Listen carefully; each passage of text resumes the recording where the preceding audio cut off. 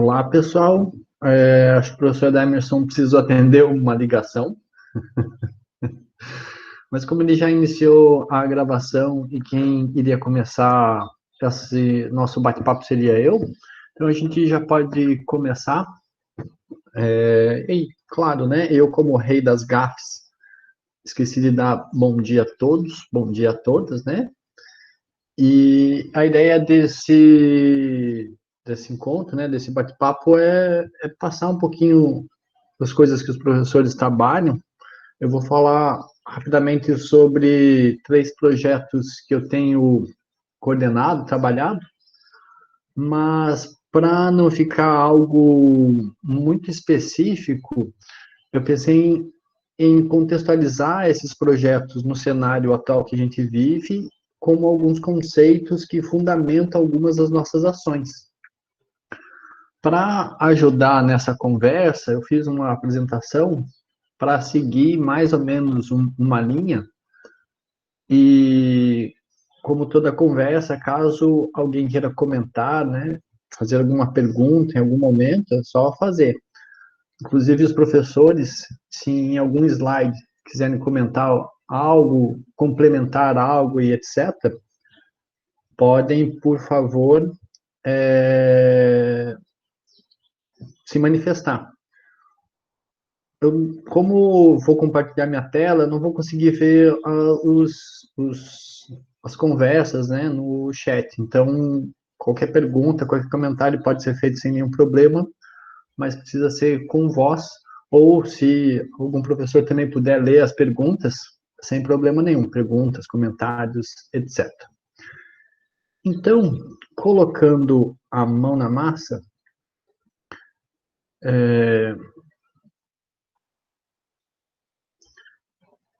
vou compartilhar com vocês essa apresentação. Vocês conseguem ver ela? Sim. Beleza. Então, eu vou falar um pouquinho sobre inovação e tecnologia na gestão ambiental, que são os temas que eu tenho trabalhado nos últimos tempos. A gente vai falar um pouquinho sobre o cenário pandêmico, onde estamos, e algumas reflexões sobre isso, os conceitos técnicos, teóricos, sobre ciência, tecnologia e sociedade, e aí sim os projetos, a incubadora, o Artibeus e o Plano Municipal na Mata Atlântica, lá de Foz do Iguaçu. Começando pelo começo, como vocês sabem, né, a gente vive um cenário pandêmico, um momento histórico. Esse gráfico, vocês estão vendo ali do ladinho, é o boletim da Secretaria de Saúde do Paraná de ontem. Então, ontem, no Paraná, a gente teve mais de 15 mil casos e mais de 400, ou precisamente 487 óbitos. E aí embaixo ali você vê a famosa curva, né? Infelizmente parece que a gente continua em ascensão. Então, infelizmente não estabilizou e não está diminuindo, o que é um sério problema. Não só um sério problema para as pessoas em si, né? Para cada um de nós como indivíduo, que pode ficar doente e até, no caso, falecer por causa dessa doença, né, que por si só já é super grave, mas esse momento pandêmico, essa grande crise se dá por causa da saúde pública de maneira geral, né? Então, o que vocês estão vendo aí é o site desenvolvido pelo professor Hugo, da TI, do IFPR, professor de informática do campus, e ele juntou os dados oficiais da Secretaria de Saúde, relacionando o número de casos com os leitos de UTI disponíveis.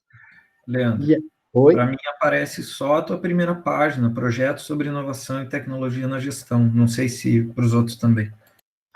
Aqui tá igual, professor. Funcionou? Ainda não. Não. Que loucura. Não está mudando os slides? Não, parece que ele está numa... ele não está em apresentação, sabe? Parece que ele está o PowerPoint aberto. Tico, comigo aconteceu parecido, tente meia tela. Em vez de você compartilhar a tela inteira, tente meia tela. No meu caso, deu certo. Teve um dia que não conseguia, depois deu certo.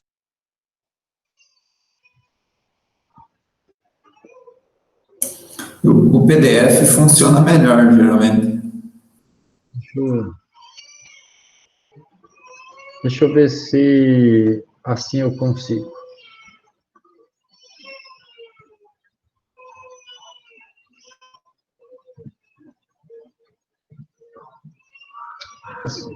Agora vocês conseguem ver o primeiro slide, certo? E agora o segundo. Sim, agora rolou. Funcionou? Uhum. Ótimo. Obrigado, Rony. Então, como comentei, né, os 3 principais pontos que a gente vai comentar hoje. E o cenário pandêmico aqui do litoral do Paraná, com os casos crescendo, e o site do professor Hugo, que relaciona o número de casos com o número de leitos disponíveis.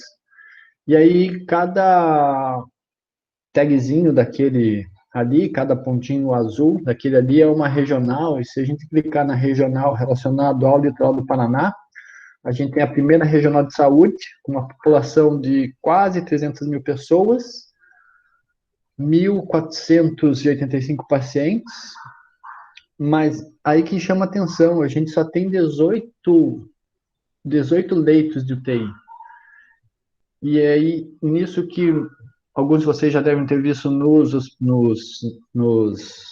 notícias, nos jornais, que é o caso grave, né? De você ter um número crescente da população adoecendo, mas você não ter um sistema de saúde pública que dá suporte a isso. E aí os médicos, as médicas, né, as pessoas que trabalham no sistema de saúde tendo que tomar algumas decisões, o que agrava ainda mais a situação e explica um pouco, contextualiza um pouco a situação muito, muito, muito difícil que a gente está vivendo no atual momento.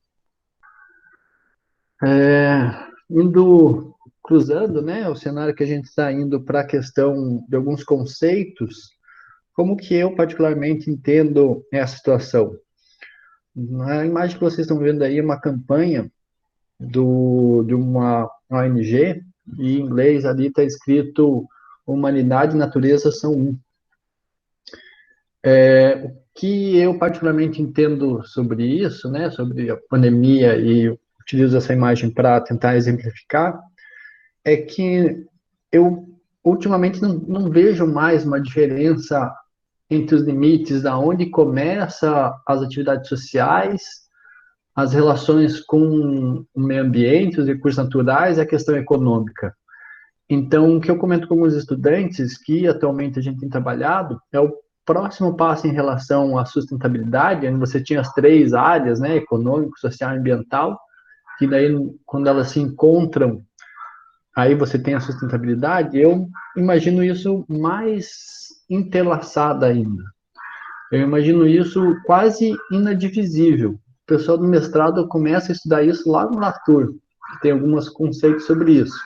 Mas de maneira rápida e rasteira, a gente pode usar o atual cenário como um exemplo. Que, por exemplo, a gente vive hoje uma questão de saúde pública, né, das pessoas, o comportamento delas em relação a isso, a sociedade, de maneira geral, se comportando frente a uma doença, que é um vírus. E a gente estuda o vírus em qual disciplina? Nas ciências ambientais, ou na biologia, e etc. E esse vírus da área ambiental, mudando o comportamento das pessoas, influencia diretamente na economia. Então, é isso que eu comento de você ter, até certo ponto, uma divisão didática entre sociedade, ambiente e economia, mas nos últimos tempos a gente tem trabalhado de uma forma indissociável, de uma forma integrada dessas 3 áreas. A gente não vê mais os limites entre cada uma dessas esferas. E um outro exemplo disso, né, nos últimos dias, quem tem acompanhado as notícias pode ter visto, a famosa nuvem de gafanhotos, né? O pessoal até está brincando que agora mais uma praga vindo, né? Daqui a pouco vão vir o pessoal vai marcar as portas com vermelho, etc, né? Brincadeiras à parte, né? Que algumas vezes é rir para não chorar, mas realmente está vindo uma nuvem de gafanhotos causado por um problema, um desequilíbrio ambiental, um boom populacional, vocês vão poder ver isso na ecologia no futuro próximo. E essa nuvem de gafanhotos, né, o que se sabe sobre a ameaça na agricultura, que se aproxima ao Brasil. Então, essa nuvem de gafanhotos, mais uma vez, relacionada a uma questão ambiental, que vai impactar na produção agrícola, que tem uma íntima relação com o ambiente, obviamente, mas também uma íntima relação com a parte econômica e vai influenciar em seguida com questões sociais. Então, o que eu queria trazer é um pouquinho dessa reflexão sobre o cenário pandêmico que a gente vive e essa indissociabilidade entre as áreas sociais, humanas, econômicas e ambientais. Enfim, a gente realmente está em crise, então é normal ter medo, mas não se deixe controlar, né? Não deixe o medo controlar suas decisões, isso é muito importante. Estava conversando aqui em casa, né? Quem conhece a Alice, que está com 8 anos, ela já estava começando a ficar meio receosa, assim, de sair de casa. Eu falei, não, calma, vamos sair, mas vamos sair com segurança, né? Vamos dar uma voltinha na quadra, mas vamos procurar encontrar ou manter uma distância das pessoas, usar a máscara e etc. Então, é normal ter medo, mas não se deixem controlar pelo medo. E nesse momento a informação é muito importante, mas evitem os fragmentos de informação e as fake news, né? Um outro ponto importante também, estava vendo os impactos positivos e negativos da tecnologia nesse momento, e um impacto negativo da tecnologia foi justamente o excesso de informações, ou como você tem muita informação às vezes fragmentada, você se confunde, não sabe exatamente qual é a melhor decisão a ser tomada. Então, é importante que vocês se mantenham, na medida do possível, informados, mas evitem uma enxurrada de várias informações fragmentadas e, obviamente, né, tentem checar a fonte da informação, o que vocês estão recebendo de orientação, recomendação e etc. Nesse momento também procurem ser agregadores. Sei que, ainda mais no contexto político atual, muito delicado, né? Então, da medida do possível, vamos tentar juntar as pessoas, trabalhar em conjunto, aproveitar esse lado positivo da tecnologia, vamos aproveitar essas redes que estão sendo formadas virtualmente para tentar agregar as pessoas.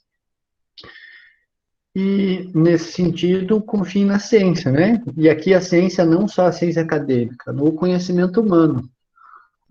O que a humanidade sabe sobre pandemia, o que a humanidade sabe ou tem como experiência comparando com outros cenários, outros países, etc. E reforçando, né? Confie na ciência, mas procure os dados seguros e confiáveis. E o último ponto, que justifica um pouco por que estamos em crise, é porque a ciência, né, não tem todas as respostas.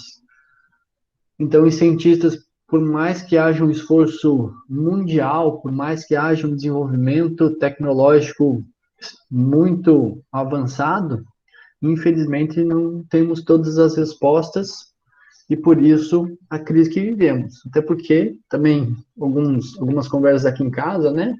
Minha filha perguntou: mas quando que a gente vai sair? Quando que a gente vai poder sair para passear normalmente? Aí eu respondi para ela: essa é uma pergunta que vale $1 trilhão.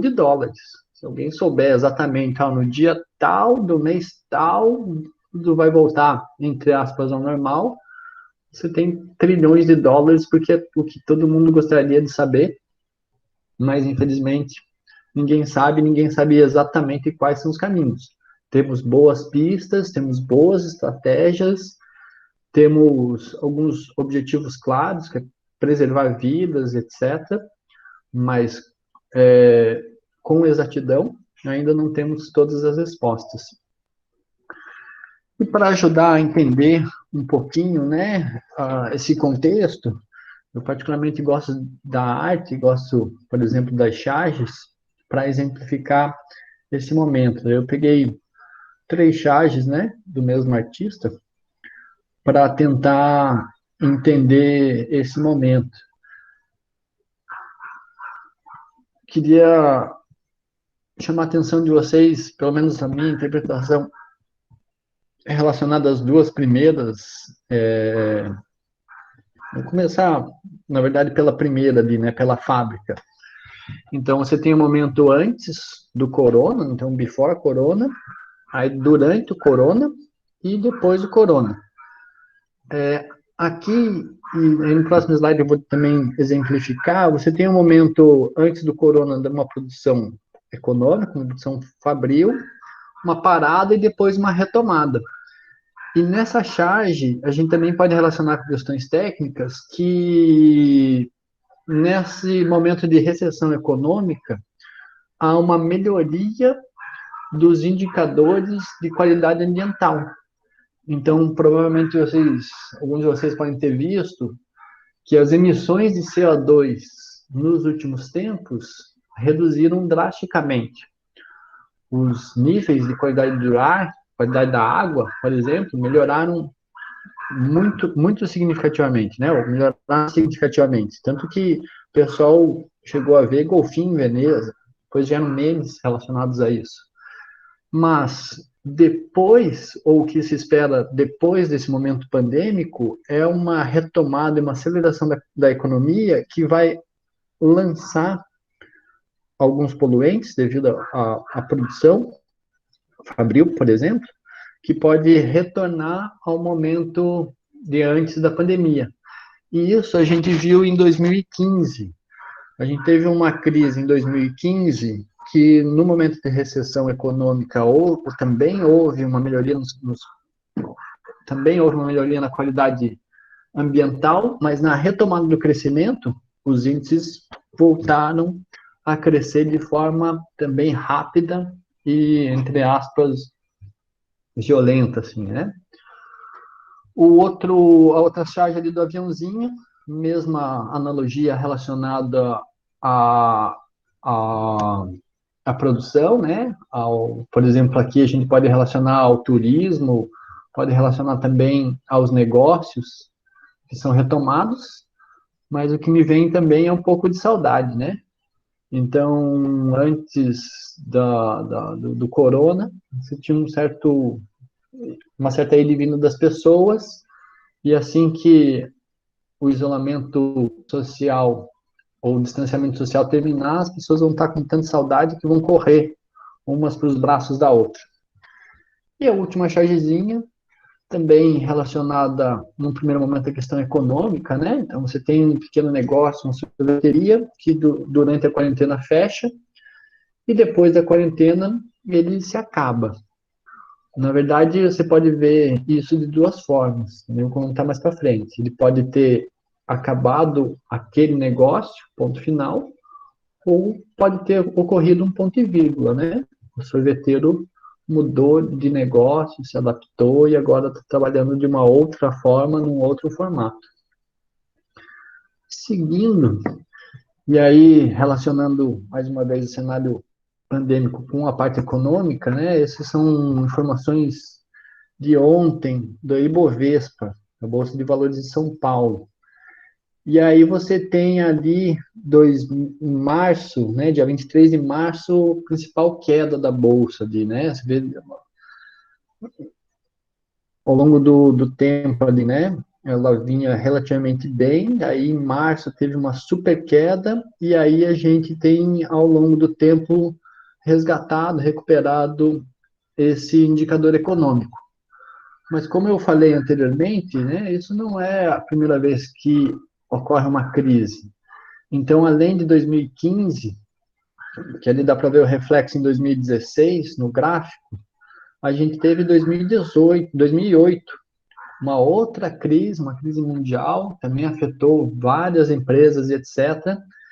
E, ao longo do tempo, isso veio retomando, veio se recuperando. E aqui mostra mais uma vez que não tem muito motivo, entre aspas, né, dessa preocupação tão grande com a questão econômica, porque, bem ou mal, de maneira geral, a economia pode se recuperar das várias formas, das várias estratégias, como já vem acontecendo. Por isso que eu, particularmente, falo que o mais importante agora é salvar as vidas, se preocupar com as pessoas. A economia vai vir logo em seguida. Claro que também não são estratégias dicotômicas e isoladas, né? Você não precisa preocupar só com a saúde das pessoas e esquecer, de uma vez por todas, a questão econômica, até porque os boletos vencem no começo do mês. Então, todo mês você tem que pagar suas contas, etc. Mas, num cenário maior, a preocupação precisa ser com as pessoas.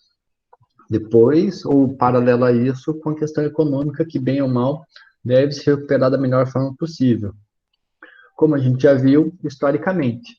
E para isso, né, há uma criação de novos negócios e adaptação. Aqui eu coloquei só alguns exemplos.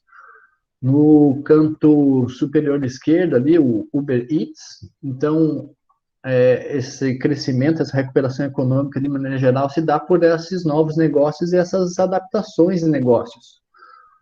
Então, o Uber Eats, nos últimos tempos, cresceu. O setor de entregas, de maneira geral, né? O Uber Eats está no setor de entregas de alimento, entrega de produto, entrega das compras, as compras online. Logo no começo ali, em março, mais ou menos, realmente houve ninguém estava comprando nada, mas passado algum período as pessoas se reencontraram e começaram a utilizar cada vez mais as compras online, que também cresceram, e aí com o crescimento das compras online, o crescimento das entregas.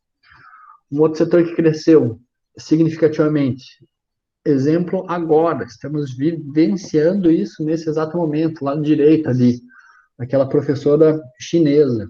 Para vocês terem uma ideia, a educação online na China teve um crescimento de 3,2 bilhões de dólares. E é o que a gente está vivenciando agora. Um outro lá, no canto ali no meio, né? A pessoa fazendo exercício. Então, os treinos em casa também tiveram crescimento. Do lado direito dos treinos em casa, algo que ninguém conhece, né? Netflix, ou os streamings, ou a Spotify, esses outros serviços de streaming também cresceram significativamente.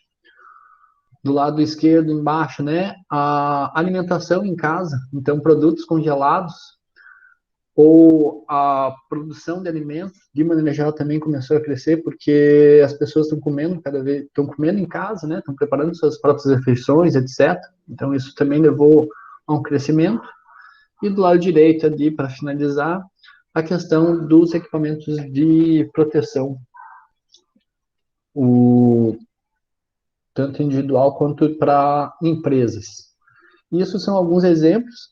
Claro que, de maneira geral, agora você tem empresas como o Google, que agora se tornaram hegemônicas, né? Impressionante agora a força que essas empresas de tecnologia de informação ganharam nesses últimos tempos, mas isso mostra um pouco que, sob o ponto de vista econômico, com algumas adaptações surgem novos negócios, novas formas de trabalho, mas para isso é preciso que as pessoas estejam bem, estejam seguras e estejam saudáveis. Claro, também aquilo que comentei do PIB é muito instável, muito rápido, de maneira geral. Você tem um cenário econômico ainda não muito bom, então você teve lá 2015, 2016, a crise que eu comentei, uma rápida recuperação, ainda um PIB muito pequeno, comparado aos outros países, e agora, 2020, um PIB, né, um produto interno bruto, que é quanto dinheiro passou de uma mão pela outra, movimentação econômica no Brasil, isso que é o PIB, de maneira rápida e rasteira, você vê que a gente está longe, realmente, de um cenário promissor como foi 2011, 2012, onde o Brasil era considerado efetivamente uma grande potência mundial. Tentando explicar e já relacionando alguns conceitos, né? Você tem os ciclos econômicos ao longo da história, e eles podem ser vistos, encarados de 3 formas, né? O ciclo de Kondratiev, que ele imagina que ele são ciclos longos, até 11 anos para ele ocorrer. Você tem o ciclo de Juglar, um pouco mais rápido, de 4 anos para ele ocorrer, e o ciclo de Kitchlin, que ele é de ano em ano, você pode entender que ele ocorre. Então, a partir de dados, informações semelhantes àquelas que eu passei ali para vocês, né, da Bolsa, do PIB, etc., né, esses economistas conseguiram, cada um no seu tempo, pensar nesses ciclos que acontecem de tempos em tempos, essas subidas e descidas como questões cíclicas. E essas informações, ou esses ciclos, não são atuais, né? Eles foram propostos lá na década de 1940, mais ou menos. E o que é interessante, o que eu particularmente acho interessante nesses ciclos, né? Que tem uma questão relacionada à tecnologia sobre isso.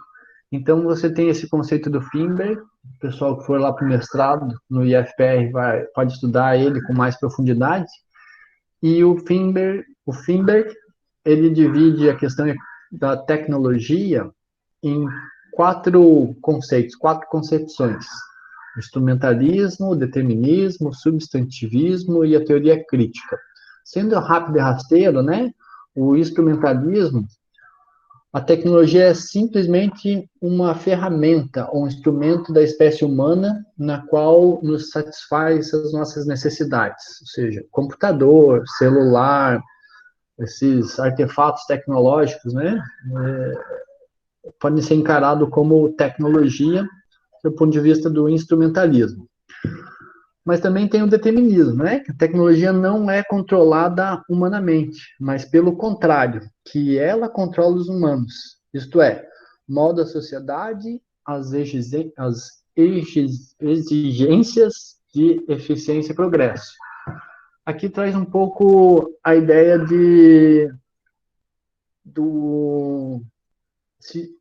se você não usa, por exemplo, o WhatsApp, você está fora.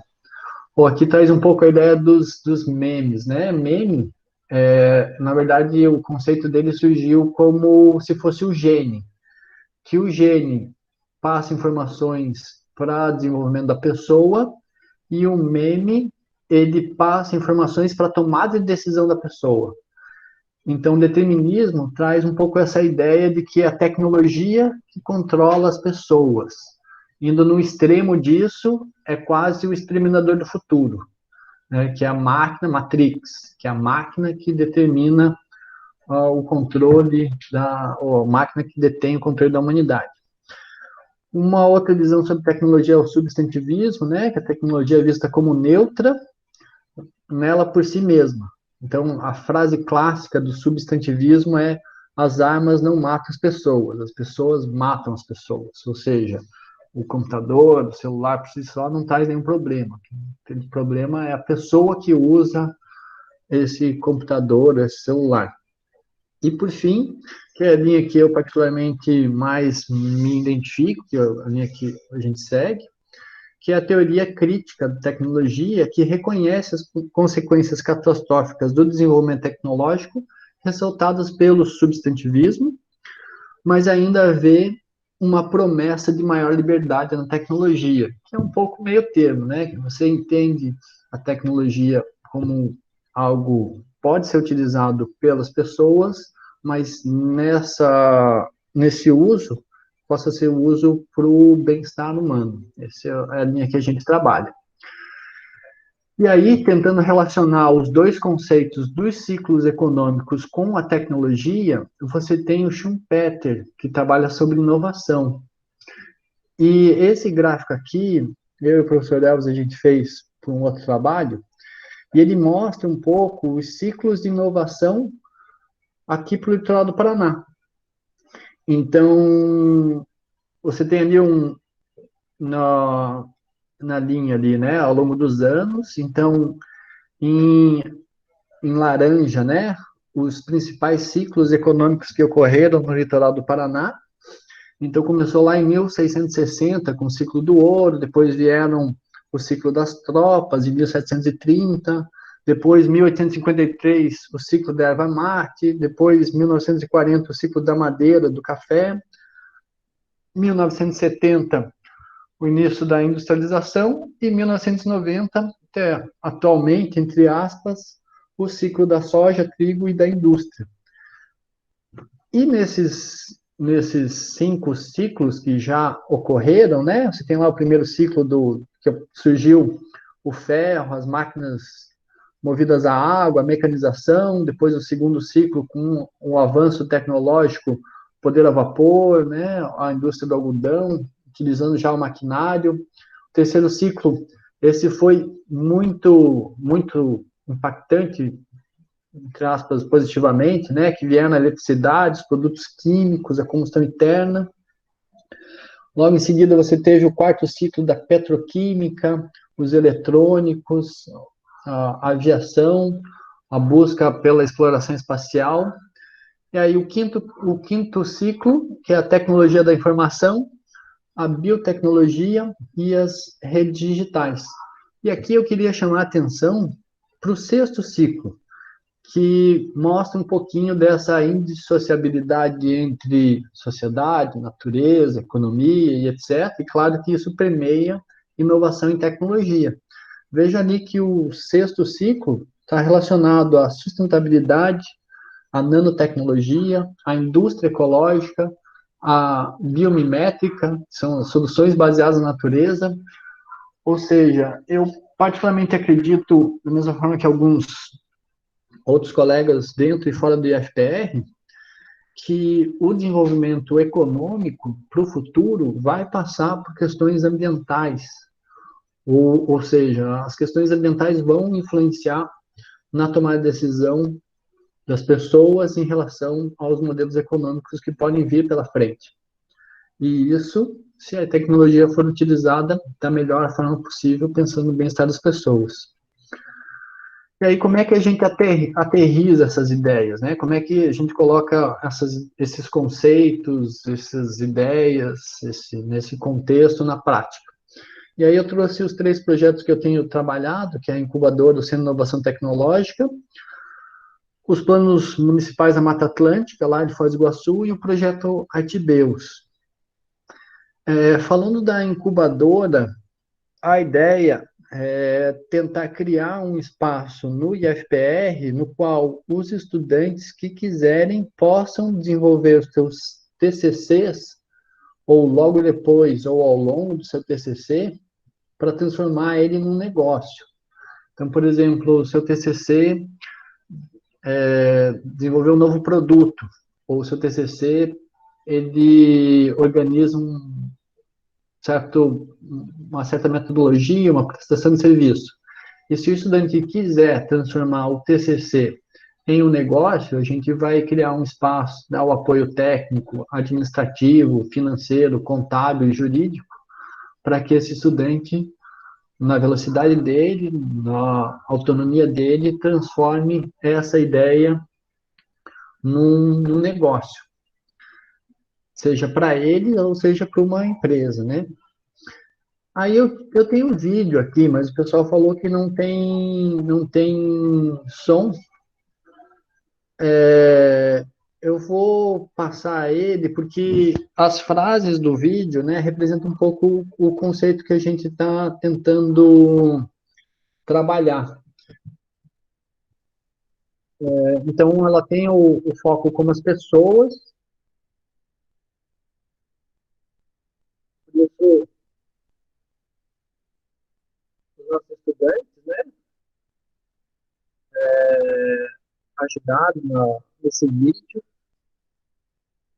Aí tem alguns colegas de vocês, talvez alguns de vocês já tenham visto esse vídeo, a gente apresentou na Semana Acadêmica do ano passado.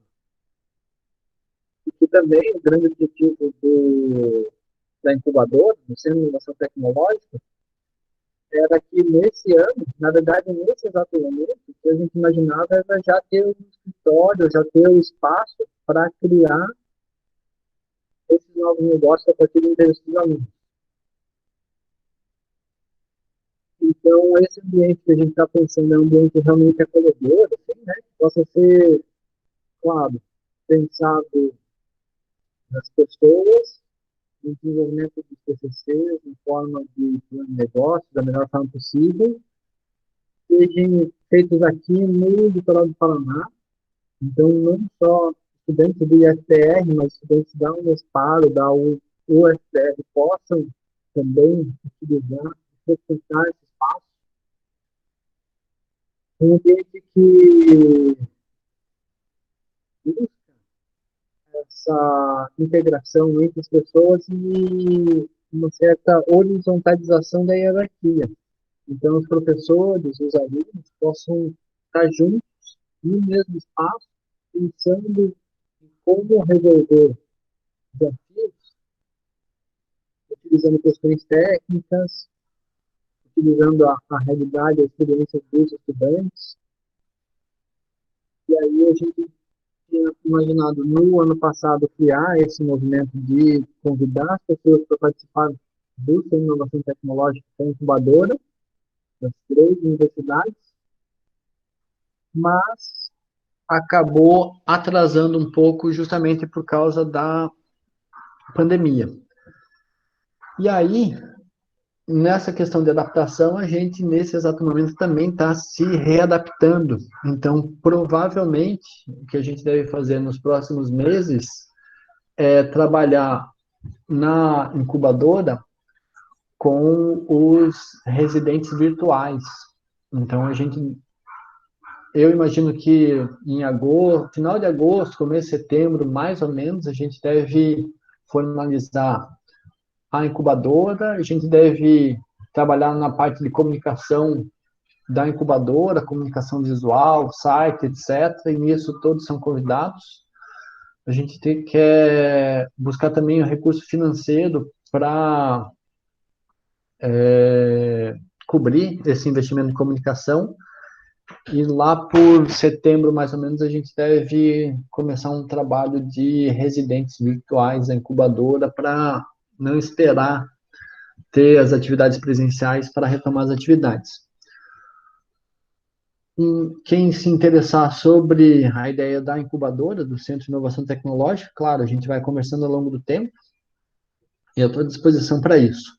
Outro projeto é o projeto Artibeus.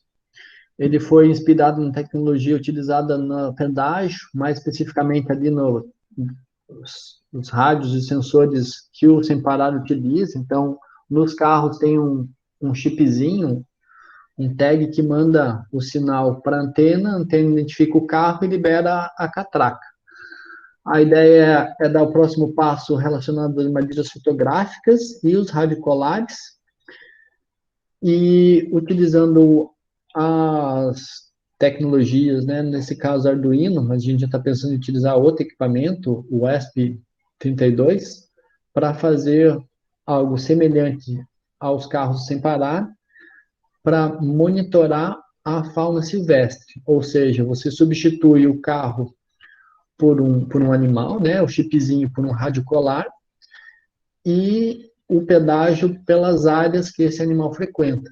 E com isso você consegue otimizar a coleta de dados e, consecutivamente, melhorar a tomada de decisão na área ambiental. E o terceiro e último projeto que eu gostaria de comentar é o projeto que a gente tem desenvolvido lá em Foz do Iguaçu, que é relacionado ao Plano Municipal da Mata Atlântica. Então, a gente está pensando em soluções que Foz do Iguaçu pode adotar para melhorar a gestão ambiental do município. Então, ali do lado direito tem um mapa, né? Quem gostaria de se localizar, então Foz do Iguaçu fica lá no extremo oeste do Paraná. Em verde ali tem um mapa do município e as cores são o zoneamento da cidade. Exatamente da mesma forma, Paranaguá também tem esse zoneamento, e o professor Emerson vai poder falar um pouquinho mais das técnicas, da metodologia e etc., do que a gente está pensando relacionando cidade, ecologia, meio ambiente, urbano e etc. E o grande objetivo desse trabalho é realmente imaginar, mais uma vez, o meio ambiente e as pessoas de forma integrada. Não precisa ter uma divisão, aqui termina o meio ambiente e ali começa a questão urbana. Não, a gente pensa de forma integrada. E especificamente no caso de Foz do Iguaçu, e aqui eu uso uma outra charge, né, um meme para exemplificar, lá a gente tem trabalhado a questão da mudança do clima. Então aqui uma brincadeira, né, tem um mergulhador ou uma mergulhadora, aí o tubarãozinho, entre aspas, o Covid-19, aí o tubarão um pouco maior com a questão da crise econômica, né, então o surgimento da crise econômica, e basicamente só a mandíbula ali, né, só a parte da boca da mudança do clima. Então, é basicamente esse contexto de mudança do clima que a gente tem trabalhado em Foz, e só para vocês terem um exemplo como que isso se traduz, na primeira linha, você tem os principais pontos relacionados ao município. Então, você tem a produção agropecuária, a produção de alimento, o funcionamento da cidade, o turismo, a saúde humana, a desigualdade social e questão de hidrelétrica. E na primeira coluna, os principais impactos previstos com a mudança do clima, que são acontecimentos de forte precipitação, estiagem, que é o aumento das secas, atividades de ciclones tropicais, né, o aumento dos vendavais e as ondas de calor. Esses quatro impactos estão previstos para Foz nos próximos anos. E aí o cruzamento de dados, e no final vocês têm como principal impacto esperado para Foz a estiagem. E realmente isso a gente fez antes do que está acontecendo agora em Foz, que é uma super estiagem. Então, se procurarem imagens das cataratas do Iguaçu nesse exato momento, vê o volume de água bem reduzido, e mais uma vez a questão ambiental, econômica e social juntas. O pessoal produtor de soja da região está indo para a terceira semeadura, porque a primeira eles fizeram, não choveu, a segunda tentativa também não emplacou com a expectativa de chuva, estão indo para a terceira e provavelmente não sei como é que vai ser a produção, mas essa estiagem aqui, essas secas, acabaram se consolidando o que era esperado, infelizmente. E a questão dos principais setores impactados com a mudança do clima, você tem justamente a produção agropecuária, como eu falei, da soja, e em seguida, obviamente, a produção de alimento. Embora sejam produções agrícolas, tem estratégias e entendimentos bem diferentes, por isso aqui eles estão separados. Mas são as atividades de Foz do Iguaçu mais impactadas. Eu falo um pouquinho dos problemas, aí o professor Emerson vai vir na fala seguinte para falar das soluções, não especificamente para Foz, mas para Paranaguá. E para fechar, né, realmente eu imagino esse cenário pandêmico, e aí eu reforço que a gente vive um momento histórico, que é um momento de reflexão, realmente pensar e entender esses novos negócios, essa possibilidade de retomada de crescimento, não como o estilo de vida norte-americano, e aqui uma dupla crítica, né? Não só o estilo de vida, mas o foco como os Estados Unidos como o único modelo de desenvolvimento. Pelo contrário, eu acho que a gente tem que mudar essa visão, acho que a gente tem que mudar esse estilo de vida de 1950, que era o desenvolvimento a qualquer custo, que era o desenvolvimento imaginando a natureza apenas como recurso natural, apenas como lenha, apenas como minério, apenas como produto a ser consumido, e ter um novo entendimento, ter um entendimento de que a natureza e as pessoas, a economia, né, são uma coisa única. E nessa reflexão, eu acho que vão surgir novos cenários, novas possibilidades, até porque as pessoas que vivem hoje têm realmente outros valores do que as pessoas em 1950 e anteriormente, até porque tem um novo conhecimento. Isso abre novas possibilidades. Era isso, né? Muito obrigado. Desculpe se eu passei o tempo, mas agora vem o grande professor Emerson com vocês. Oi, Leandro. Grande foi a sua apresentação, excelente. Mas acho que antes de eu começar a falar, acho que podemos abrir um tempinho para alguma pergunta, para algum aluno que queira esclarecer alguma coisa, né, da sua fala. O que você acha? Você que manda, Emerson. Se quiser também colocar as perguntas para o final, não tem problema. Ou as pessoas vão me perguntando aqui no chat, também não tem problema. Pode ser, então. Tem só aproveitando, uma aluna perguntou se você pode disponibilizar essa apresentação depois para as turmas. Certeza. Ok. Então, pessoal, bom dia. Leandro, muito obrigado. A gente tem essa conexão, né, das linhas de trabalho justamente nesse ponto que é encontrar soluções, né, e soluções pensadas, né, na natureza para os diferentes ambientes, e eu trabalho principalmente com a questão urbana e principalmente com o urbano em Paranaguá, né, o litoral de maneira geral, mas principalmente em Paranaguá. E a minha fala vai ser principalmente, né, baseada nessa linha final que o professor Leandro colocou, e para Paranaguá. Vocês também podem interromper se tiverem alguma dúvida ou colocar alguma questão, né, os estudantes ou os professores, fiquem à vontade. Eu vou compartilhar aqui a tela e a gente já começa.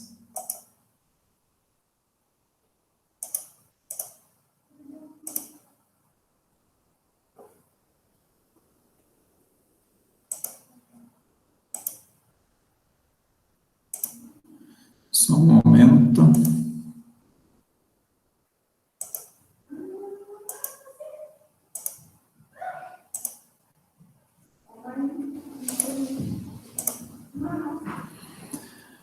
Apareceu aí um PDF para todos? Sim. Ok, tinha deixado no final.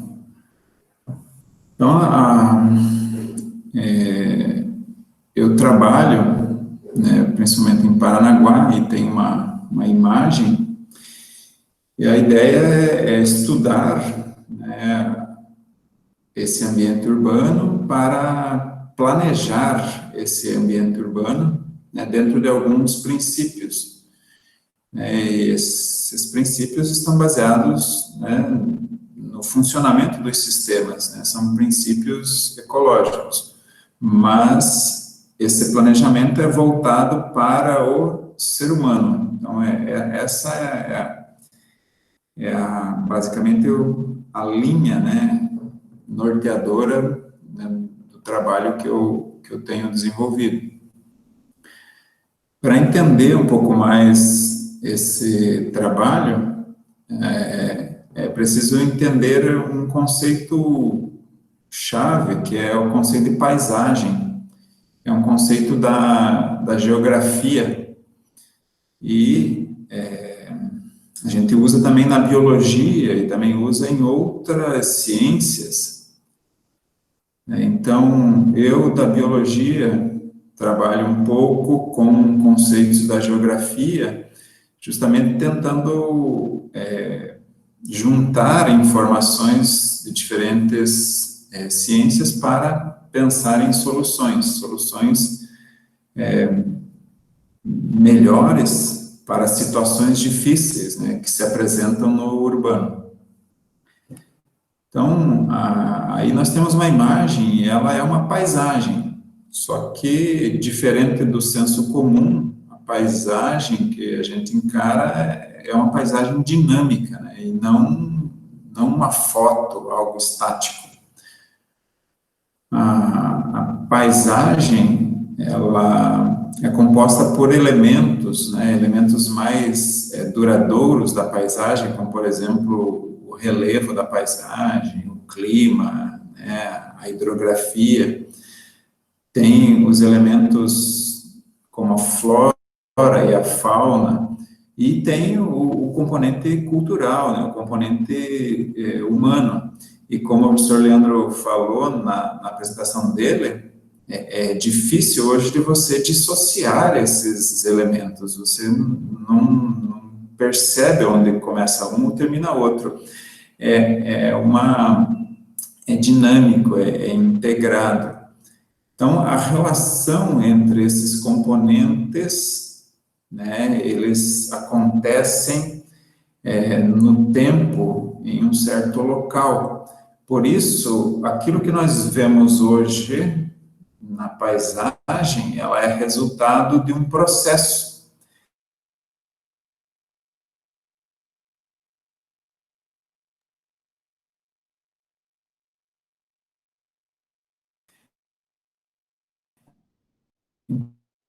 Então, Travou. hoje a gente teve... Emerson, oi. Alô? Sim? Teve Sim. uma falha ali na sua fala. Tem como voltar? Ah, tá. Você sabe dizer qual foi o ponto?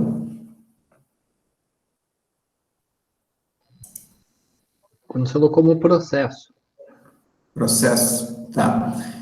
Deixa eu só pôr a apresentação, tá ok, a imagem. A princípio, sim. Tá.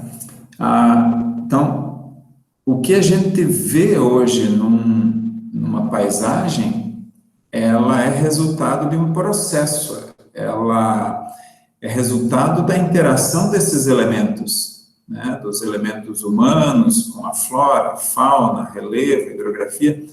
Então, ela não é estática, ela tem um processo constante de mudança. Então, para pensarmos um planejamento, a gente precisa entender o que nós temos hoje, precisamos entender como chegou ao que temos hoje, para daí, né, por análises, pensarmos em propostas, né, futuras de qual vai ser o caminho dessa paisagem, né, para onde que ela vai ser direcionada em termos de planejamento. Então, é preciso entendê-la. E isso, para o ambiente urbano, é muito complexo, por causa da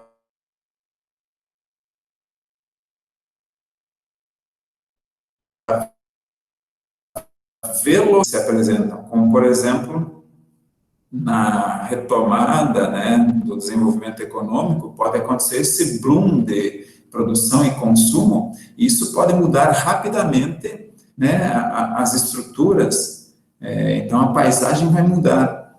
Então, o tempo que você tem entre entender e pensar o planejamento é muito curto, por isso, né, é preciso ter medidas de coleta de informações rápidas e tomadas de decisões rápidas para ter o menor impacto, né, para a qualidade, né, desse ambiente para o ser humano e para os demais, né, seres vivos desse ambiente urbano.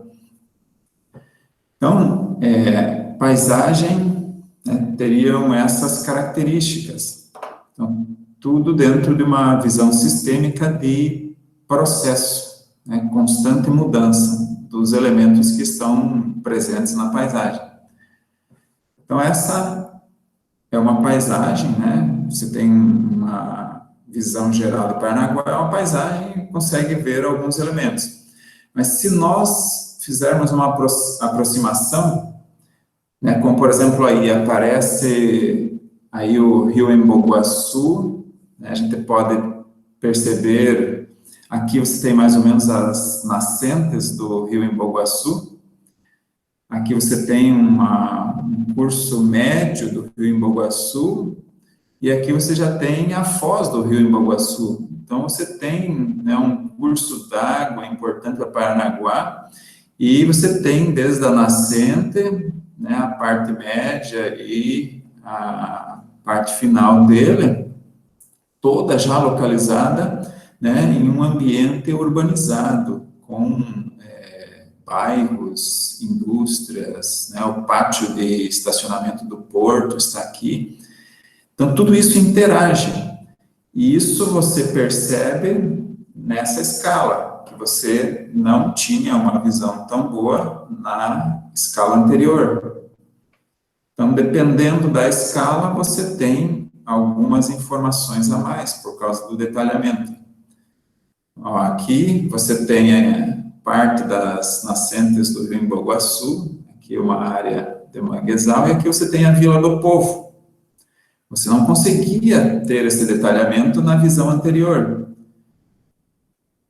E aqui, né, algumas casas ali na Vila do Povo. Você tem aqui uma rua, você tem as casas e os telhados bem próximos. Então, são elementos que estão presentes nessa escala. E isso continua sendo uma paisagem.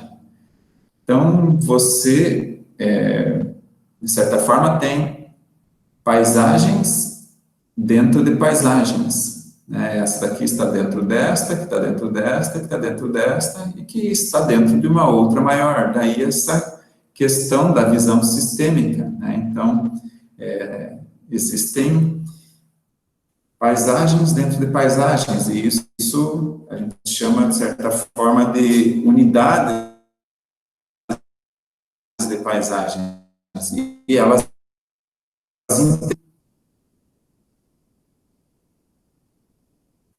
que a gente vai ver a unidade, não. Tudo bem até aqui? Então, pensando que paisagem é resultante de processo, né, porque existem interações constantes, por isso a gente tem que tentar planejar. A proposta de planejamento com que nós trabalhamos, né, que são os nossos princípios norteadores, são princípios ecológicos, como esses aqui, ó, né, salvaguardar os processos ecológicos no acolhimento dos usos humanos. Ou seja, se um determinado uso vai ser implementado num certo local, qual será o impacto desse uso? Será que aquele local é o mais adequado para aquele uso? Tem algumas estratégias que podem ser feitas para reduzir o impacto desse uso nos processos ecológicos? Então, a tentativa é receber os usos humanos, mas que eles tenham o menor impacto possível nos processos ecológicos. Tudo isso para tentar manter a qualidade do ambiente, para uma qualidade de vida, para manter um bem-estar do ser humano. Então, os principiadores são esses aqui. Para vocês terem uma ideia, isso já vem sendo aplicado, né, em diferentes partes do mundo. Isso teve início principalmente após a Segunda Guerra Mundial, em países como a Alemanha, a Holanda, e a ideia é pensar, né, em soluções. E aí tem um exemplo, né? Muita gente acharia que seria o inverso, que esse daqui seria, né, o depois e esse o antes, mas não. Lá numa cidade da Alemanha, eles analisaram a paisagem e, em função dos problemas que estavam se apresentando lá, eles modificaram dessa situação para essa daqui, ó. Então, antes era assim e, né, depois passou para essa. A ponte foi retirada, esses canais aqui estavam retendo água nos períodos de chuva, não estava ocorrendo infiltração, né, no leito do rio, e não tinha vegetação arbórea que reduzia o escoamento e aumentava a infiltração, né, na parte da área de proteção, né, do curso d'água, e passou para essa situação. Então, para essa paisagem, para os problemas que se apresentaram lá, né, pensou-se nessa solução aqui a partir de princípios ecológicos. Para situações de paisagens mais locais como essa, parece até simples, mas tem um outro exemplo, que é esse daqui que aconteceu. Antes era assim, lá em Seul, na Coreia, e hoje está assim. Esse rio que vocês veem aqui, ele estava canalizado na parte inferior e ainda tinha, né, uma via suspensa. Então, em 5 quilômetros, nessa área aqui, lá na capital de Seul, tudo isso foi modificado. Então, foi uma reintrodução dos elementos da natureza para se perceber os princípios, né, o sistema ecológico funcionando nesse local. Aqui tem uma visão mais aproximada, então antes era assim, hoje está assim, e agora uma bem mais próxima. Então, nessa área central de Seul, hoje você tem esse curso d'água que foi reexposto, porque antes ele estava canalizado, fechado, e você tem as pessoas interagindo, né, percebendo os processos ecológicos. Tem um autor inglês, né, o Hugh, que ele tem lá 10 princípios que ele coloca que deveriam ser incorporados no planejamento dos ambientes urbanos, e um deles, ele fala assim que é preciso perceber, né, os sistemas ecológicos nos ambientes urbanos. Ele até tem um exemplo interessante, que ele fala que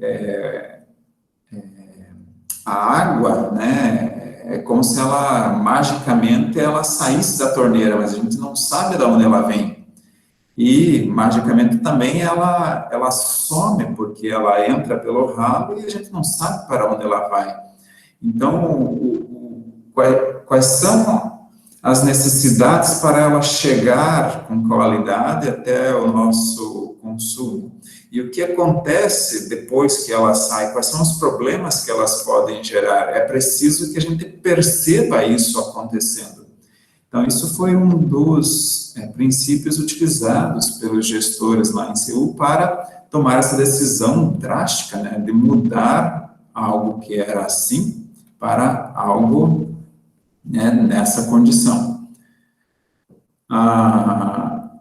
Aqui, alguns outros exemplos que eu acho bem interessante, que são soluções simples, né, e até certo ponto economicamente viáveis, que podem ser aplicadas em Paranaguá, em vários locais, né, que são os canteiros que podem receber uma quantidade de água, né, nos momentos de chuva intensa. E Paranaguá tem vários problemas de alagamento.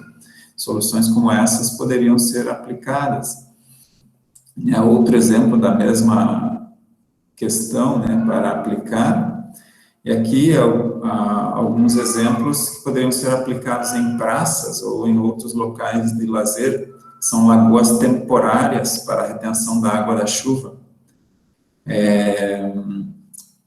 Então, esses locais, eles receberiam água vindo das ruas, né, que ficariam retidos aqui por um tempo, e depois que passasse o pico da chuva, essa água escoaria lentamente para o solo, ou para a própria rede de coleta de água da chuva, mas impedindo, né, o alagamento ou reduzindo o alagamento, né, em certos locais. Teve um trabalho de uma aluna da especialização ali do curso de gestão ambiental do nosso campus, que ela fez um estudo da potencialidade das praças ali em Paranaguá de serem implementadas questões como lagoas de contenção temporária. E ela, né, fez uma classificação das praças que poderiam receber esse tipo de implementação, né, esse tipo de solução.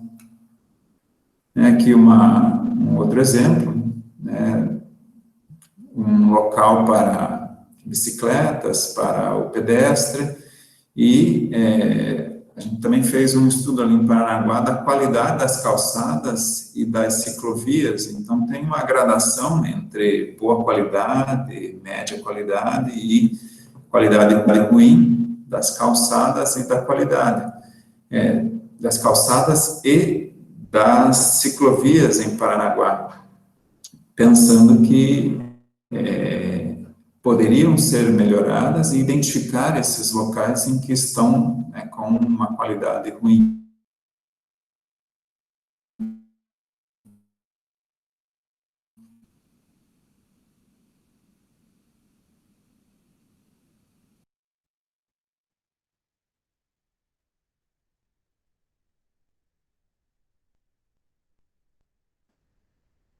Pensar num certo objetivo que se aplica para uma rua, não dá para pensar em estudar numa escala como essa, né, do município como um todo. Então, dependendo da escala, você vai ter, né, questões de problema, questões de pesquisa que vão se apresentar. Como, por exemplo, numa escala como essa, né, de toda a área urbanizada do município, você pode ter uma questão que seria essa: quais são os potenciais locais para a expansão urbana em Paranaguá? É uma grande pergunta essa, né? Nós estamos numa situação em que, de um lado da área urbanizada de Paranaguá, você tem os cursos d'água que formam o rio Itiberê, funcionam como uma espécie de barreira, né, a essa expansão da área urbanizada. Do outro lado, nós temos os cursos que formam ali o Emboguaçu, e aqui nós vamos ter a Baía de Paranaguá. Então, há uma certa limitação, né, de elementos da paisagem que impedem esse espraiamento, esse crescimento horizontal. Aí, qual seria a melhor solução? Crescer aqui em direção à divisa com Morretes? Ou crescer para cá em direção ao caminho de Praia de Leste, que é basicamente o que está acontecendo hoje, né? O principal foco do crescimento está ocorrendo aqui para essa área do campus se encontra, né, onde está o Porto Seguro, o Jardim Paraná, o Jardim Social e outros bairros que estão ali se formando. Mas será que essa é a melhor solução? Então, essa é uma grande pergunta hoje para o município de Paranaguá. E também, para uma escala como essa, uma outra pergunta seria essa, né? Qual modelo de expansão é mais adequado para o município? Será que é esse o modelo de expansão horizontal? Ou será que o modelo de expansão vertical, né? Estamos falando daí de um aumento dos estratos das edificações, né? No lugar de casas, poderia ser pensado, né, em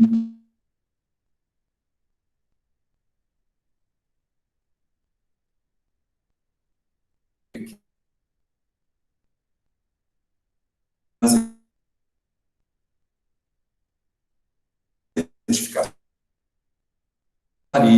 a densidade da edificação, mas mesmo para isso existem outras perguntas, né? Que locais receberiam, né, essa maior densidade? Será que todos são passíveis desse aumento da densidade das edificações?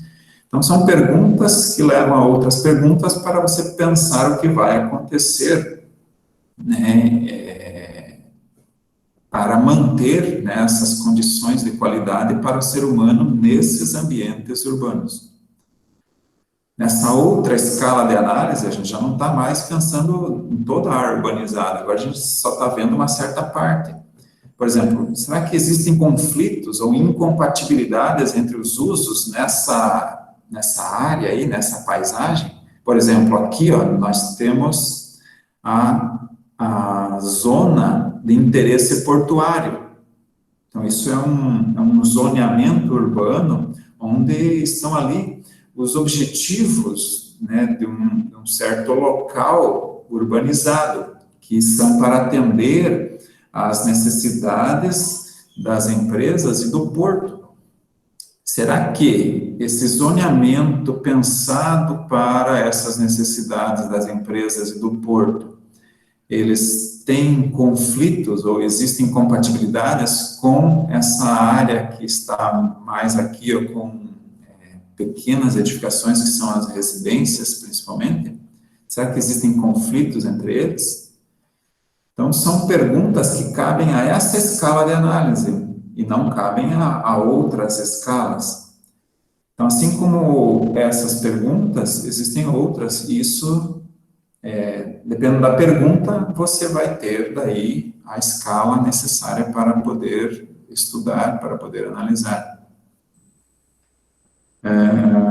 Um trabalho que a gente tem feito um certo esforço de desenvolver é essa questão aqui, ó, da distribuição de facilidades públicas, ou seja, a localização das praças, as escolas, as creches, elas atendem uniformemente os habitantes, né, dessa área urbana de Paranaguá. A gente tem algumas informações sobre praças. A gente tem a distribuição das praças e a gente percebe que alguns locais não são atendidos com praças. Há uma concentração, principalmente nessa área mais antiga aqui de Paranaguá. E outros locais têm pouca oferta de espaços para o lazer. Isso é ruim, nós precisamos, né, para aquelas horas em que nós não vamos fazer nada, de opções de lazer. E se essas opções não estão próximas da residência, você tem que se deslocar, e isso gera uma série de outras questões.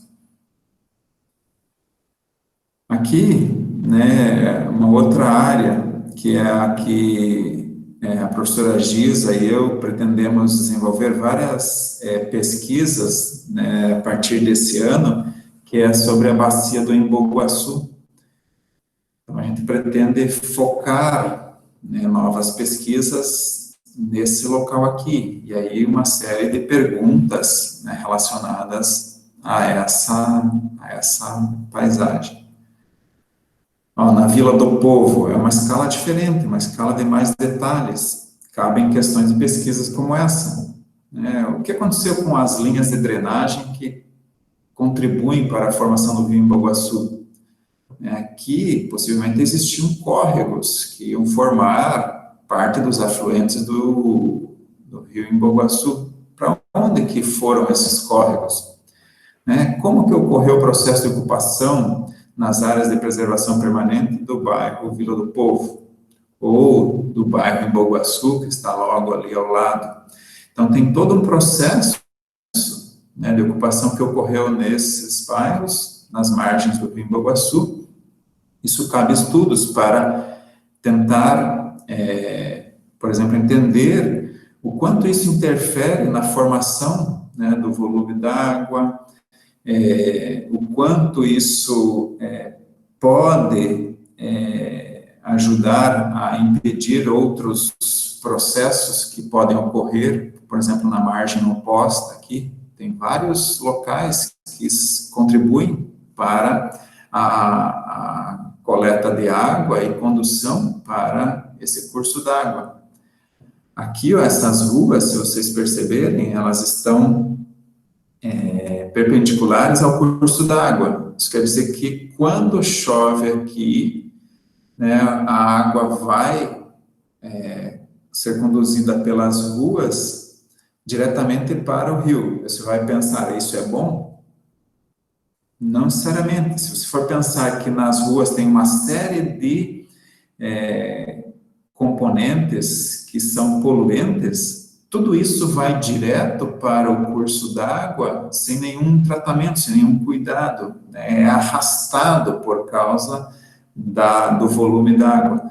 Então, mesmo no planejamento das ruas ou dos bairros, existe uma série de questões que poderiam ser pensadas, né? No lugar da orientação dessas vias serem, assim, perpendiculares ao curso d'água, elas poderiam ser paralelas, ou elas poderiam terminar, né, num fundo cego com uma pequena lagoa de contenção para impedir que os poluentes fossem diretamente para o rio. Então, são soluções que poderiam ser pensadas, né, para próximos bairros, para que os erros cometidos num certo momento não ocorram no momento seguinte do planejamento urbano de Paranaguá.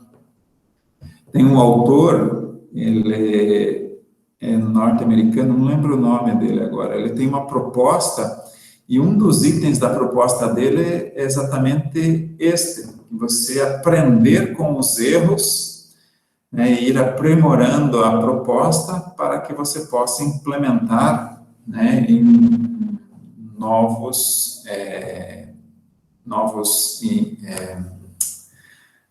atividades urbanas em que vão ocorrer, né, o desenvolvimento.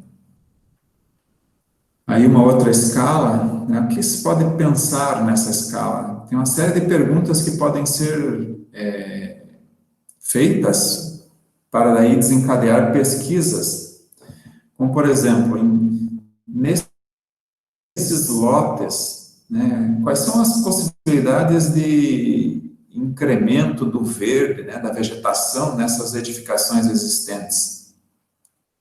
Existem algumas soluções hoje, né, soluções, muros verticais, telhado verde, aí existe uma série de possibilidades.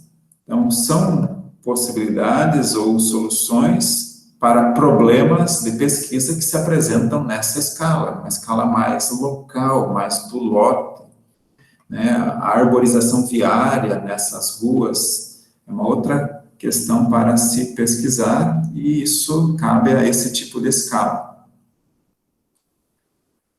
Então, né, a paisagem, o estudo da paisagem depende da escala, e a escala vai depender do objetivo. Então, é uma amarração entre elas. Aqui eu vou colocar alguns exemplos de pesquisas que já foram realizadas, principalmente nessa área aqui urbana de Paranaguá. Aqui tem um levantamento da ocupação, né, da terra nesse local. O que está em azul é residência. O que está em cinza é a área industrial, armazém ou área portuária. Então, veja que tem uma série de interações entre esses usos, o uso portuário e o uso residencial. Esses locais aqui, ó, por exemplo, que tem residências, eles estão envolvidos por várias atividades industriais, e muitas delas têm risco de explosão. Um trabalho que nós fizemos foi identificar áreas com risco de explosão relacionados ao uso e manipulação de inflamáveis. Então, aqui tem a classificação do tipo de material inflamável que estão presentes nesses locais. Então, vejam que essa área aqui, que estava em azul na imagem anterior, ela está circundada com empresas que manipulam ou armazenam material inflamável, que tem um potencial risco de explosão. É que foi uma projeção, né, não ocorreu ocorreu, mas é uma projeção de um certo tipo de acidente numa certa empresa que armazena material inflamável naquela região próxima das residências. E vejam, o primeiro círculo em vermelho é a área que seria atingida com vítimas fatais. Em amarelo, além de ter problemas estruturais, né, prejuízos econômicos nas estruturas, teriam também danos físicos. E a área em amarelo teria principalmente alguns danos nas estruturas, poucos danos ao ser humano, mas também seria atingida. Então, seria a onda, né, de choque de uma explosão ocorrida numa certa empresa, né, com certas características ali em Paranaguá. Então, esse foi um estudo feito por uma estudante nossa, né, ali do curso de mestrado. E está tudo relacionado. Então, são sobreposições de informações da paisagem que nos levam a entender melhor a paisagem e a pensar melhor o planejamento. Uma das conclusões dessa estudante é que é preciso ter uma gestão, né, mais refinada dos elementos que geram o uso e a manipulação dos materiais inflamáveis nessa área, né, em Paranaguá, para se tomar medidas de prevenção para impedir que uma situação como essa ocorra. Parece algo difícil de acontecer, e até certo ponto mas nós temos um histórico de acidentes que ocorreram em Paranaguá.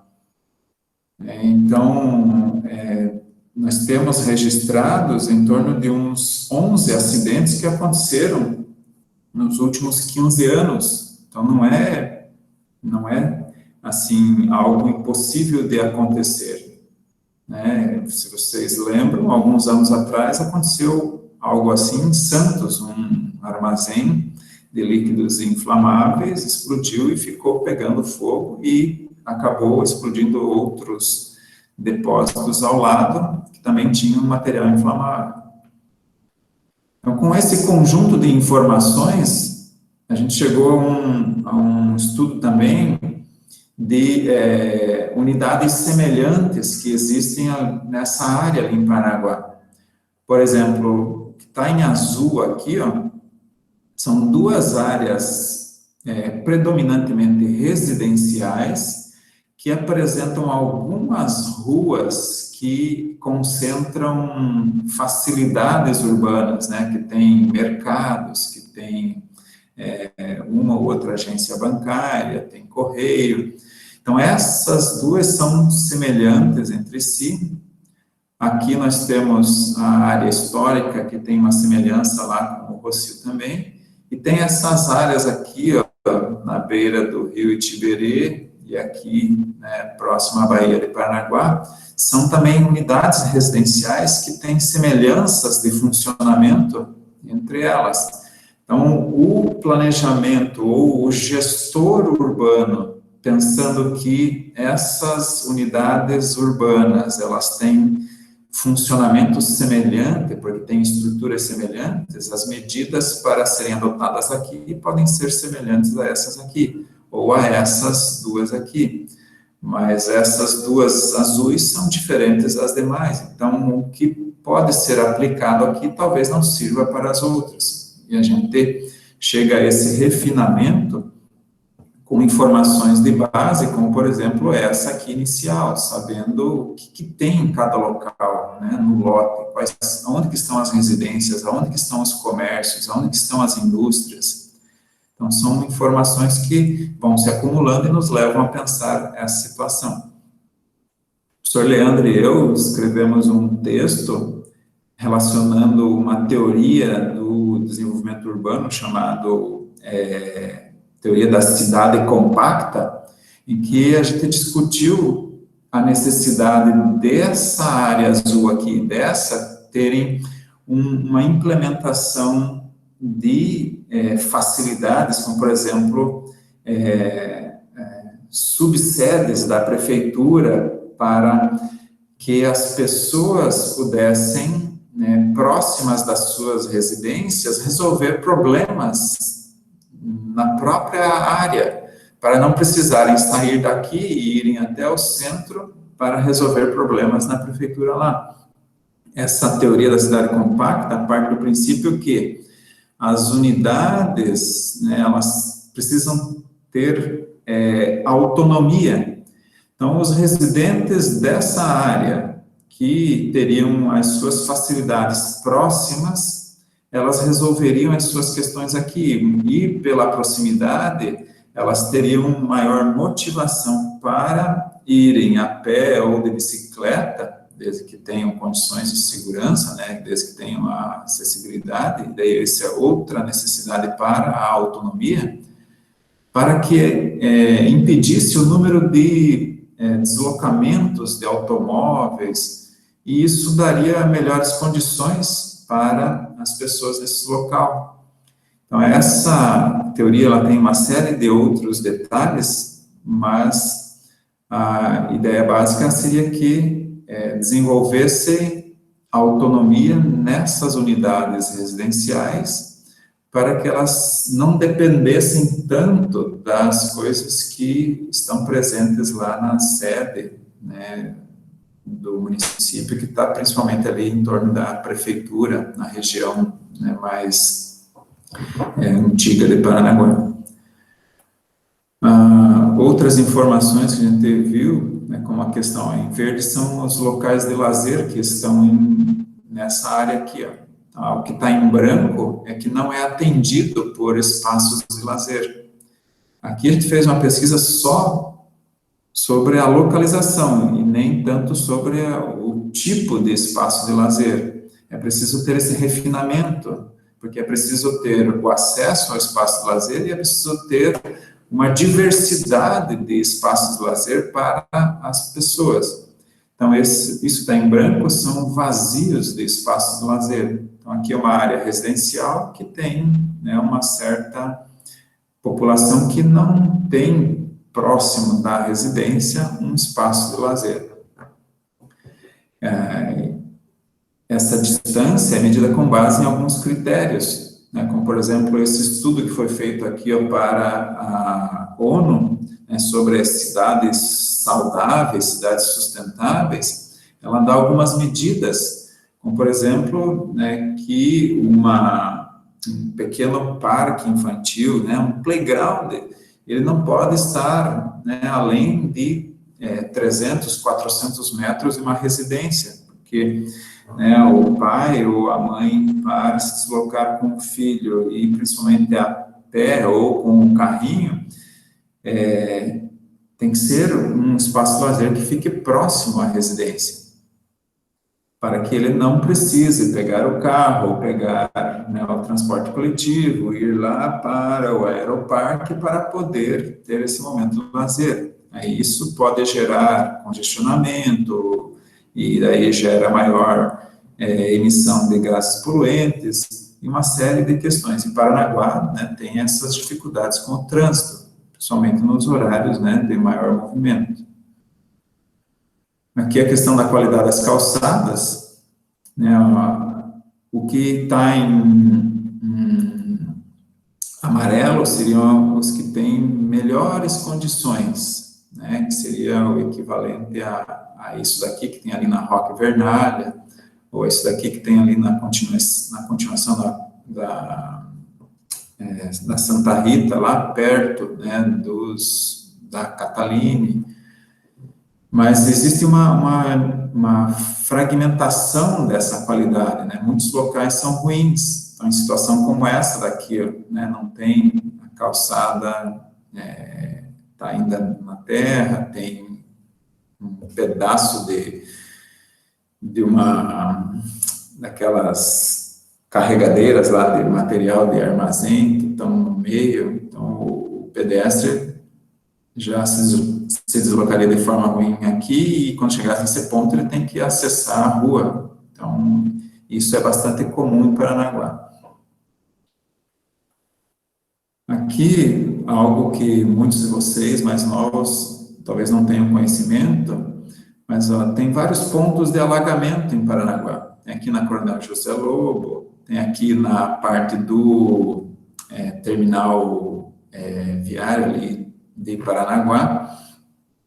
Esses pontos de alagamento, eles estão muito associados aos cursos d'água que antes estavam presentes, estavam visíveis ali nesses locais.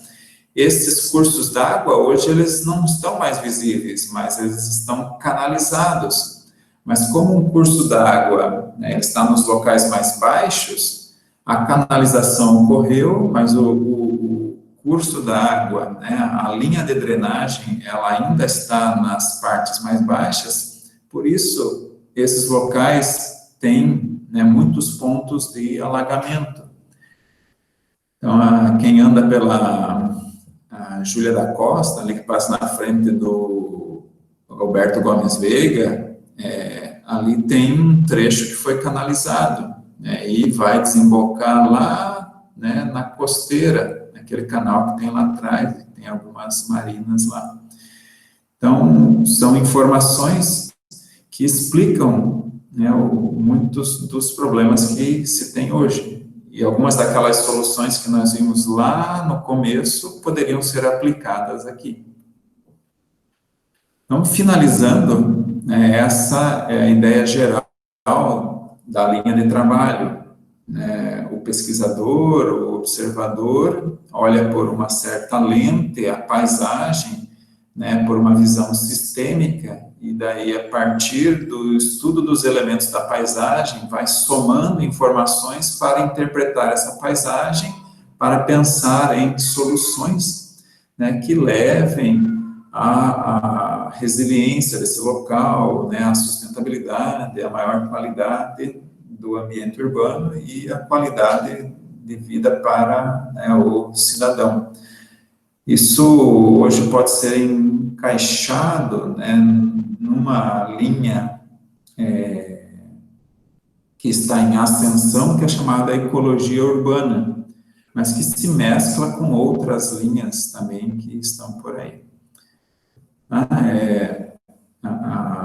A ideia do trabalho que eu faço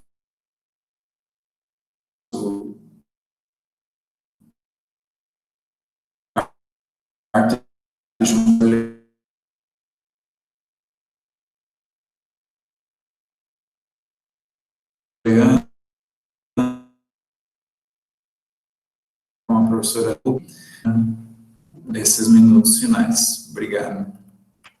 Para finalizar, esses são alguns livros clássicos da linha de trabalho. Essa autora aqui, ela escreveu um livro chamado Jardim de Granito. É bem interessante, ele já é bem antigo, mas é bem interessante. Esse daqui é o Rio que eu comentei para vocês. Essa é a versão em espanhol, mas ele fala da natureza na cidade. Esse daqui é um arquiteto, também foi pioneiro na questão do planejamento com a natureza. Esse daqui trouxe essa visão lá fora para o Brasil, que é o professor Felisberto Cavalheiro, morreu alguns anos atrás. E esse daqui é também brasileiro, foi aluno do Felisberto, e ele também escreve bastante nessa linha do planejamento e da paisagem, pensando nessa visão sistêmica e de salvaguardar os processos ecológicos nesses ambientes urbanos. É isso. Muito obrigado e estamos à disposição de vocês. Obrigado, Emer. Na verdade, eu estou fazendo meio que um fechamento, assim, ou uma mediação nesse encontro, nos outros provavelmente eu acabe não fazendo, mas a proposta é um pouco agora, se os alunos tiverem alguma pergunta, algum ponto que vocês gostariam de reforçar, fiquem à vontade, E, bem, daí convido também depois o Emerson e o Leandro, caso queiram fazer um fechamento, e o Everaldo, que está acompanhando a gente também, só reforçando que esse encontro está sendo gravado, ele vai ficar disponível lá no AVA, e o link a gente vai tentar também disponibilizar de outras formas. E que tem essa avaliação, né, que a proposta é que vocês pensem em algumas perguntas gerais. Então, aqui, novamente, as perguntas do que foram as falas dos professores. Beleza? Então, está aberto para vocês.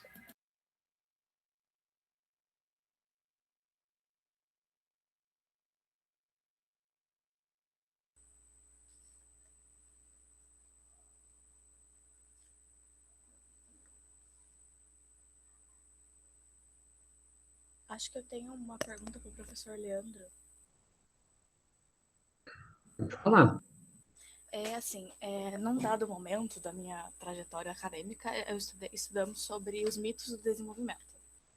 E naquele seu gráfico sobre as 4 concepções sobre a tecnologia, aparece um ponto sobre a tecnologia ser neutra. E tecnologia nem sempre significa melhoria. Então, eu acredito que nenhum desenvolvimento é neutro. Se você puder falar um pouco sobre... Ótima pergunta, Manu. Realmente muito interessante. No mestrado, aqueles que quiserem, tiverem interesse em aprofundar essas discussões, a gente trabalha um pouquinho sobre isso, mas especificamente falando não só do desenvolvimento, mas da ciência. A ciência, de maneira geral, é considerada, ou um dos conceitos que a gente trabalha, é que a ciência não é neutra.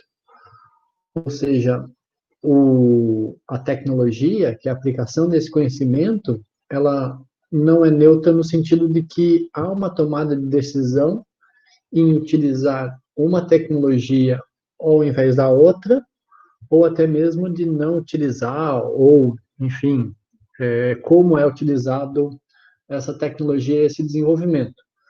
Uma forma drástica de entender isso é a bomba nuclear.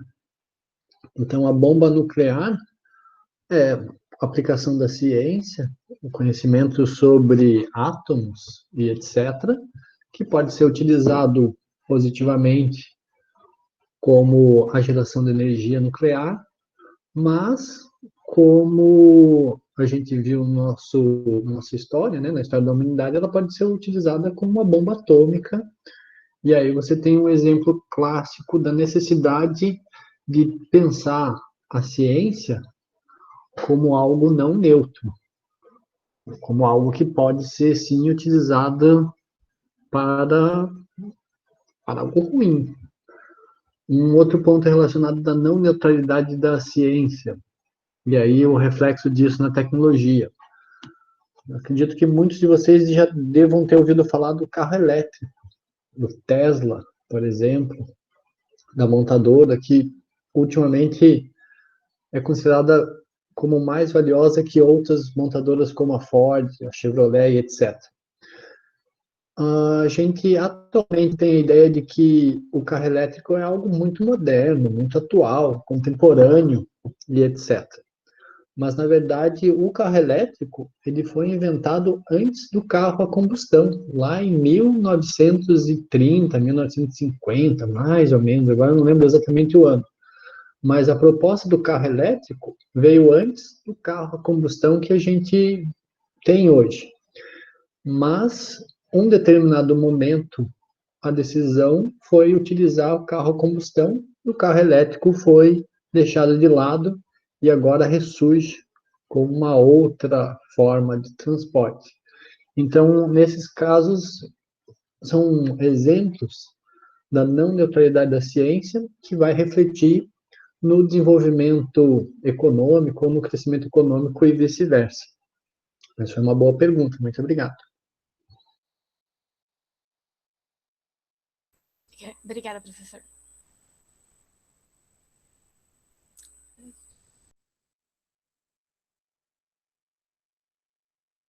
Eu vi que tem um comentário no chat, uma dúvida bem pessoal, gostaria de saber a opinião de vocês, professores, pelos seus entendimentos, qual é a área do meio ambiente que vocês acham que vai mais se desenvolver no meio empresarial. Professor Emerson, você quer comentar alguma coisa? Quer comentar? Quer que eu comece? Pode começar, professor Leandro. Deixa eu ler a pergunta primeiro. Então, na área de meio ambiente relacionado à questão ambiental, o que eu particularmente acredito que vai ser interessante é na parte de laboratório, essa questão da biotecnologia. Então, para o pessoal que gosta de laboratório, aí vai ter um filão muito interessante relacionado, por exemplo, a processos bioquímicos ou compostos naturais que a indústria farmacêutica, a indústria de maneira geral, pode utilizar. Aí tem dois exemplos. Um é o exemplo do pessoal da UFPR Litoral, o professor Luciano e o professor Rodrigo. Eles têm desenvolvido eles têm trabalhado na marcação de bactérias e fungos no ar. E eles têm feito a coleta e identificação de bactérias e fungos aqui na Mata Atlântica e bactérias e fungos lá na Amazônia. O que eles estão procurando, na verdade, são algumas bactérias nitrificantes. E se forem encontradas bactérias nitrificantes que possam ser utilizadas de uma forma mais abrangente, você pode, por exemplo, desenvolver compostos para acelerar as composteiras ou acelerar a decomposição de material orgânico. E imaginem como algumas pessoas vão ficar muito felizes em decompor ou fechar alguns ciclos do nitrogênio de uma forma mais rápida. Então, o pessoal que gosta de laboratório, essa área da biotecnologia, ela é muito, muito legal, muito promissora.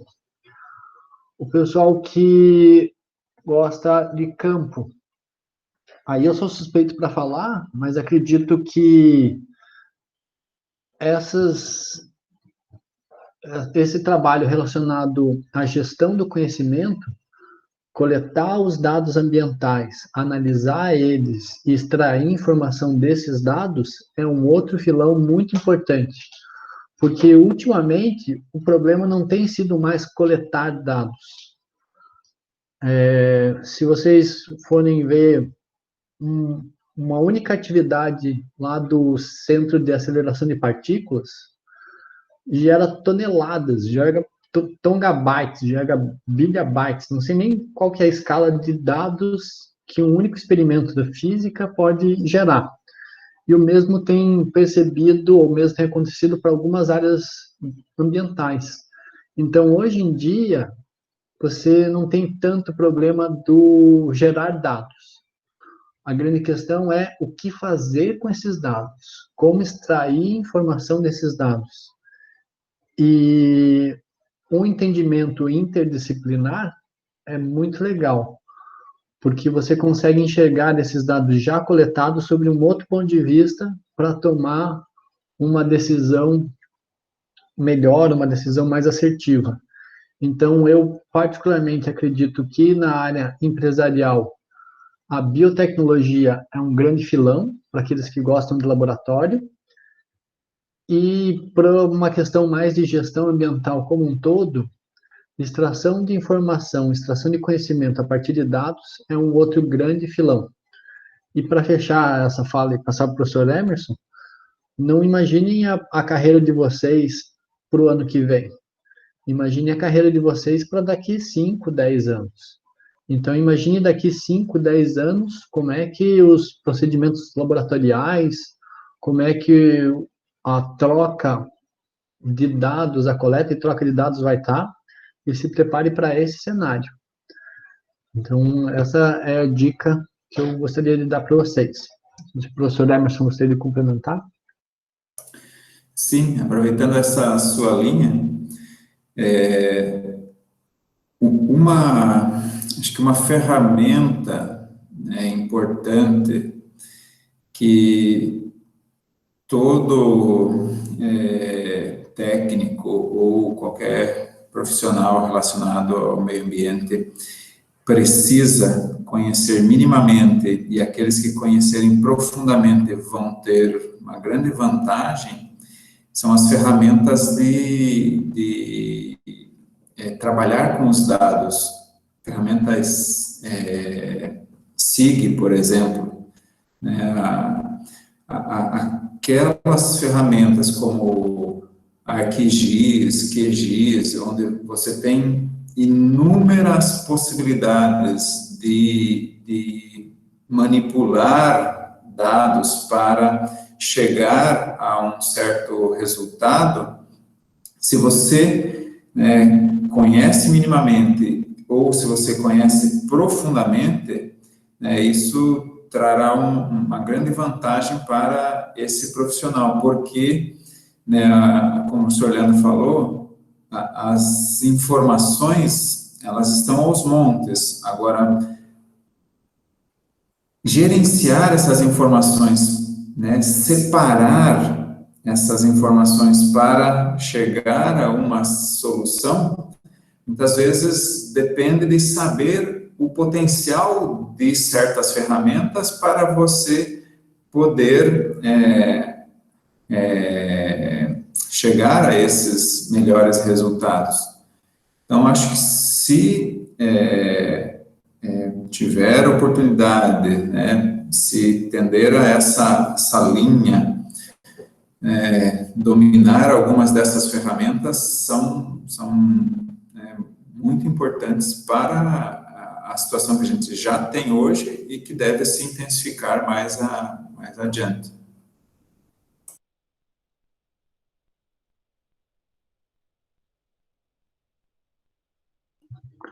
Eu caí, mas já voltei. Caí, mas voltei. O professor Everaldo comenta também das energias renováveis. Também é verdade, muito bem lembrado pelo professor Everaldo. Um exemplo disso, não agora, mas no futuro próximo, mas um exemplo disso, talvez não seja a época de vocês, mas antigamente, nos primeiros celulares, você carregava uma vez por semana. Acho que a partir da terceira geração de celulares, você carregava na segunda-feira, usava ele a semana toda, e ia lembrar de carregar lá por sábado, domingo. E atualmente não. Atualmente você vê, inclusive, várias pessoas, próximas às tomadas para carregar o seu celular. Então, a demanda por energia, justamente associada a esses vários usos tecnológicos, é muito grande e deve continuar crescendo ao longo do tempo. E energias à base de petróleo e carvão, também década de 90, década de 80. Não se pensa mais em geração de energia a partir de fontes finitas como carvão e petróleo. Por isso, outro grande filão da área ambiental é essa parte de geração de energia renovável, energia solar, energia eólica, energia das marés, etc. E da mesma forma, outro grande filão mais clássico da gestão ambiental é a parte de gestão de materiais, gestão de resíduos, etc. Então, pensar na cadeia produtiva como um todo, desde as fontes do recurso natural até a destinação final do produto, é um outro grande filão. Agora que eu vi também, uma das áreas do professor Alan é justamente essa parte de lixo marinho. Então, gestão de resíduos também é uma grande área que deve se manter por um bom tempo aquecida.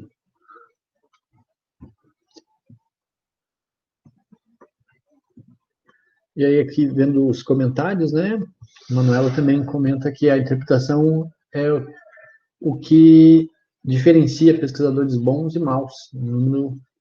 É só um número. E eu que agradeço pela pergunta, Antônia Alinsky.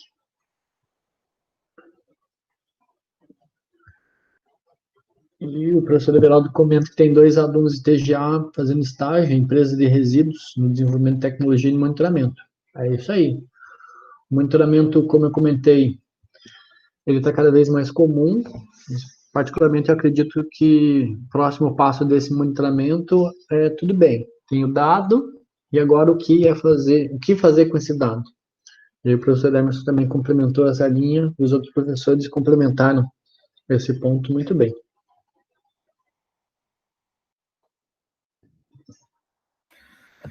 Acho que é isso, né, pessoal? Como encaminhamento para o dia de hoje, mais uma vez agradecer ao professor Leandro e ao professor Emerson, a todos os outros professores que participaram hoje aqui pela manhã conosco, aos alunos, né? Espero que os outros alunos que não estiveram presentes, eles possam acessar essa apresentação e que possam efetivamente usufruir da fala dos nossos colegas, tá bom? Obrigado, lembrando que o processo de avaliação eu já compartilhei com vocês ali, o pessoal de MAMB, e o período de uma semana aí para vocês depois fazerem a entrega. Logo vai estar disponível no AVA tanto essa apresentação quanto a avaliação, e eu vou mandar para o representante de vocês também informações complementares, tá bom? Everaldo, se quiser fazer uma fala, os colegas também, né, Leandro e Emerson, brigadão, e por mim é isso, tá bom? Um abraço. Na verdade, somente agradecer, né, os professores Leandro e Emerson, né, pelas ótimas apresentações, agradecer os estudantes também pela participação, fiquei contente que, assim, fiz um levantamento de 14 estudantes da turma do TGA 20, então, aumentamos o número de estudantes, né, em relação às outras atividades, fiquei bastante feliz com isso, espero que mais estudantes façam a sua adesão, né. Lembrando que quem aderiu à PNP nesse momento tem controle de presença e é o 75% de frequência obrigatório, assim como nas aulas presenciais, só relembrando. E é isso, pessoal, né? Obrigado, até a próxima semana, né? Espero contar com todas e todos vocês da mesma forma como hoje, tá? Um grande abraço, tchau, tchau. Alguém estava pedindo a palavra? Perguntar se nós, de TGA 20, precisamos responder aquelas perguntas, mas o professor Everaldo acho que não me ouviu. Me perdoe, Manu, eu realmente não tinha visto ali, não tinha escutado também. Esse encaminhamento é para o MAMB, né? Acredito que será outro instrumento de avaliação para vocês, de Projeto Zoom e Sociedade e Natureza, mas possivelmente vai estar disponível no AVA ou, né, em outros canais também de comunicação, tudo bem? Nesse momento foi direcionado porque o professor Alan, que conduz, né, a disciplina de introdução ao meio ambiente para o pessoal do técnico em meio ambiente, tá? Então, nesse momento não tem nada encaminhado pelo que eu estou sabendo ainda, mas deve aparecer algum encaminhamento no futuro próximo ali pelo AVA e comunicamos também por outros canais, tudo bem? Agradeço. Obrigado.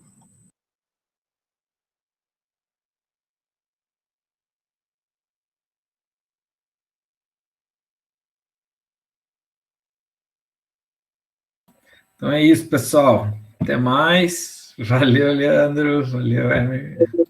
Um abraço, foi um prazer.